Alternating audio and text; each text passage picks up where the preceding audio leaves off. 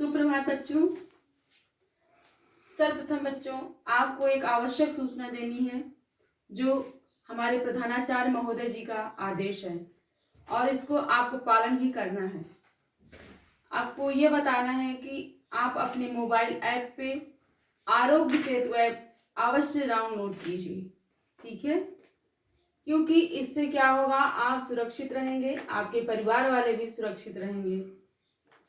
Aarogya Setu app से आपको लाभ क्या है?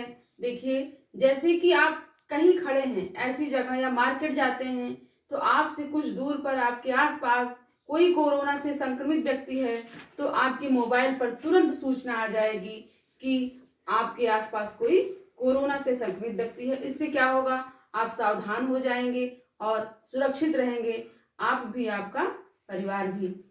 खुद भी डाउनलोड कीजिए, प्लस अपने मित्रों को, अपने परिवार के सभी सदस्यों को और आसपास पड़ोस जितने लोग हैं सबको डाउनलोड करने के लिए प्रेरित कीजिए। और एक चीज क्या है, यदि आप किसी व्यक्ति से किसी के यहाँ सामान लेने गए, उसमें कोरोना का संक्रमण है किंतु लक्षण नहीं प्रकट है, तो उस व्यक्ति से आप मिले तो क्या होगा, जब 10 दिन बाद उसके लक्षण दिखाई देने लगेंगे तो तुरंत आप में मैसेज आएगा कि वो जो नीली शर्ट वाला व्यक्ति था उसको कोरोना पॉजिटिव है। ऐसे में क्या है, आप डेंजर जोन में आ गए हैं, तो आप तुरंत अपनी जांच कराएं। क्या हुआ, दो बातें, यदि कहीं खड़े हैं तो कोई दूर व्यक्ति है उससे भी आप तुरंत समझ जाएंगे कि यहाँ कोई कोरोना पॉजिटिव है, अपने आप को बचा लेंगे, अपनी सुरक्षा कर लेंगे, अपने परिवार की सुरक्षा करेंगे। और यदि किसी से मिले उसमें लक्षण नहीं है तो फिर आपको तुरंत बताएगा कि आप उससे मिले थे, इस समय आप अपनी जांच करा लीजिए।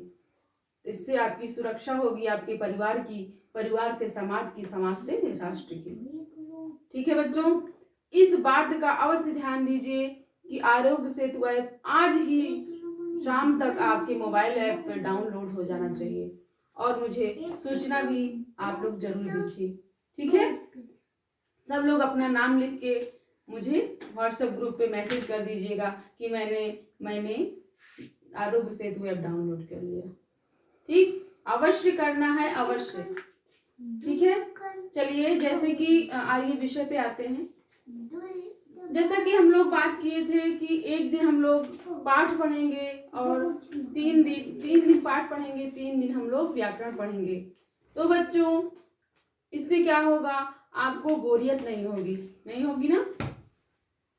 तो व्याकरण में कौन कौन से बिंदु हैं? संधि, समास, कारक, प्रत्यय, यही सब है। धीरे धीरे हम लोग समझना शुरू करते हैं। तो सबसे पहले क्या पढ़ेंगे? संधि। क्या पढ़ेंगे? संधि। जैसे कि देखिए बोर्ड में मैंने लिखा है संधि। संधि का अर्थ क्या है? मेल या जोड़ना। अब किसका मेल या जोड़ना? तुरंत आपके मन में आएगा किसका मेल होगा, किसको जोड़ना है। तो जैसे कि आप पिछली कक्षा में, हमको पता है कि आप लोग संधि पढ़ चुके हैं, क्योंकि जो संधि पढ़ी जा चुकी है वो इसमें नहीं है, अगली दी गई है। तो संधि का अर्थ भी आप लोग जानते होंगे कि मेल है उसका जोड़ना। अब जोड़े किसको, ये बात आएगी। जैसे हिमालय, तो इसमें क्या होता है, पहले का लास्ट अक्षर और पीछे का अर्थात दूसरे शब्द का पहला अक्षर जुड़ता है। बात समझ में आई? अर्थात पहले शब्द का लास्ट अंतिम अक्षर और दूसरे शब्द का पहला अक्षर जोड़ते हैं। कैसे? देखिए, जैसे हिमालय हुआ तो हिमालय पूरा शब्द है, जोड़ने के बाद का है, जब जोड़ दिया गया तब कोई शब्द बन गया है। अब लेकिन हिम जो है एक शब्द है, आलय अलग शब्द है। हिम का अर्थ क्या होता है? बर्फ होता है। आलय का अर्थ है घर, अर्थात बर्फ का घर। अब इसको हम संधि कैसे करेंगे? तो जो व्यंजन होता है बिना स्वर के नहीं होता है। तो माँ क्या है? व्यंजन है। इसमें क्या है? आ जुड़ा हुआ है। क्या जुड़ा हुआ है? आ। क्योंकि यदि माँ से आ निकाल देंगे तो माँ में हलंत हो जाएगा। बात समझ में आ गई? तो इसका अंतिम लेंगे और इसका इस शब्द का पहला अक्षर लेंगे। तो अंतिम आ है यहाँ पे, अर्थात ये प्लस आ से बना है, तो हिम आलय हो गया। जब दोनों को इसका अंतिम आ जुड़ा, इसका पहला आ जुड़ा, तो क्या बन गया? बड़ा आ। चाहे बड़ा होगा चाहे छोटा होगा, लेकिन जुड़ने पर बड़ा ही बन जाएगा। ठीक है, तो हम क्या हो गया? बन गया हिमालय। बात समझ में आ गई होगी कि जब पहले शब्द का अंतिम अक्षर और दूसरे शब्द का पहला अक्षर जुड़ता है तो मेल होता है, अर्थात जोड़ना कहते हैं। तो इससे कोई विकार होता है, जिससे क्या होता है? इसको हम संधि कहते हैं। ऐसे विकार को क्या कहते हैं? संधि कहते हैं। अब बात देखिए, समझ में आई होगी कि संधि किसको कहते हैं। इतनी बात समझ में आ गई। अब हम बात करेंगे भेद की। किसके? भेद की। संधि के कितने भेद हैं? मुख्य रूप से 3 भेद हैं। मुख्य भेद स्वर संधि, व्यंजन संधि और विसर्ग संधि। 3 संधि हुई। अब स्वर संधि में क्या होता है, व्यंजन संधि में क्या होता है, किसका मेल होता है, और विसर्ग संधि में किसका मेल होता है। स्वर संधि नाम से स्पष्ट है कि जिसमें स्वर से स्वर का मेल होता है। स्वर व्यंजन तो आप लोग जान ही रहे हैं, स्वर क्या है, व्यंजन कौन है। तो देखिए, जैसे हिमालय क्या था? स्वर संधि है, इसमें आ मिल रहा है ना, स्वर का ही मेल हो रहा है, इसलिए ये क्या है? स्वर संधि है। जिसमें स्वर से स्वर का मेल होता है उसको क्या कहते हैं? स्वर संधि कहते हैं। जिसमें व्यंजन से क्या होता है? व्यंजन से स्वर का मेल हो या व्यंजन से व्यंजन का मेल हो, उसको क्या कहेंगे? व्यंजन संधि। अब विसर्ग की बात आएगी। विसर्ग में क्या होता है? विसर्ग से व्यंजन या स्वर का मेल होता है, तब उसमें जो विकार उत्पन्न होता है विसर्ग की जगह पे, उसको, क्योंकि विसर्ग की जगह पे आता है इसलिए उसको विसर्ग संधि कहते हैं। लगभग इतना परिचय आपको समझ में आ गया होगा। तो सबसे पहले हम लोग कौन सी संधि पढ़ेंगे? स्वर संधि पढ़ेंगे। यही पढ़ेंगे। स्वर संधि में मैं देख रही हूं आपके सिलेबस में जो है कुछ पढ़ाया जा चुका है। जैसे सामान्य संधि सब लोग जानते हैं, विद्यार्थी, हिमालय। हिमालय का मैंने उदाहरण दिया। ये सब किसमें है? दीर्घ स्वर संधि में। जैसे स्वर संधि के भी कई भेद हैं, गुण हैं, दीर्घ हैं, और क्या हैं? अयादि हैं, पर रूप हैं, पूर्व रूप हैं। तो मैंने देखा कि आप लोग की पिछली कक्षा में क्या क्या पढ़ाया जा चुका है। दीर्घ स्वर संधि पढ़ाई जा चुकी है, गुण संधि पढ़ाई जा चुकी है। इसमें जो है पहली जो संधि है उसमें जो है अयादि संधि है। क्या है? अयादि संधि।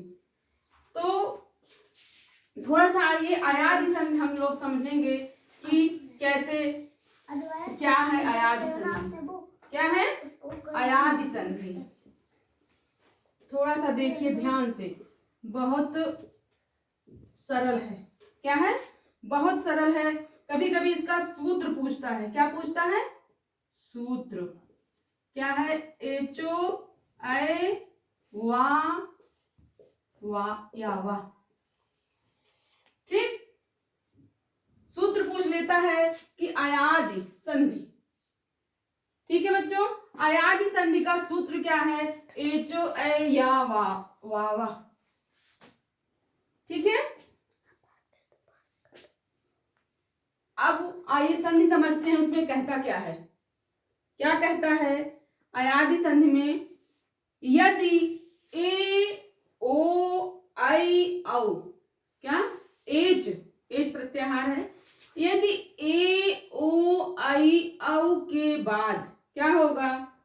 कोई भी स्वर आए तो क्या होंगे? कौन कौन से?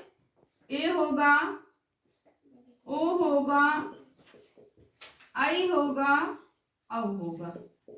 ठीक, यही 4 की बात कर रहा है। इनके बाद, इन चारों के बाद कोई भी स्वर आएगा, कोई भी स्वर, किसी एक का नाम नहीं ले रहा है कि ये स्वर आएगा, तो क्या हो जाएगा? उसकी जगह पे ए की जगह ऐ हो जाएगा, ओ की जगह आ हो जाएगा, ऐ की जगह ऐ हो जाएगा, औ की जगह आओ। इतनी बात आपको समझ में आ गई होगी मुझे लगता है। अब इतना समझ लेंगे तो बहुत आसानी होगी अयादी संधि समझने में। कुछ नहीं कह रहा है, कह रहा है यदि ए ओ आई औ की बाद कोई स्वर आए तो ए की जगह ऐ कर देना, ओ की जगह आओ कर देना और ऐ की जगह आय कर देना। सॉरी बच्चों, ये आय है, आओ की जगह आओ कर देना। ठीक, बात समझ में आई? अब देखिए कोई शब्द का उदाहरण, एक ही शब्द का आज उदाहरण देंगे, अगले क्लास में हम इसको और विस्तृत पढ़ाएंगे क्योंकि आप भूलें ना। जैसे हरे क्या है, हरे धन ए, क्या है, हरे धन ए। तो क्या कह रहा है, अगर ए होगा तो क्या कर देना, आय कर देना। ए है ना, स्पष्ट दिख रहा है, ए यहाँ दिख रहा है, ए की मात्रा है तो हम लोग आय कर देंगे। कैसे, ऐसे कर देंगे, हर आय ए। अब कैसे इसको मिलाना है, हर आय है ना, ए जो है ए इस पे आ जाएगा, रा जो ए जो आ है रा में आ जाएगा। इसको हम हलन कर देंगे अभी। तो कैसे मिल गया, आय हो गया तो क्या हुआ, हर ए।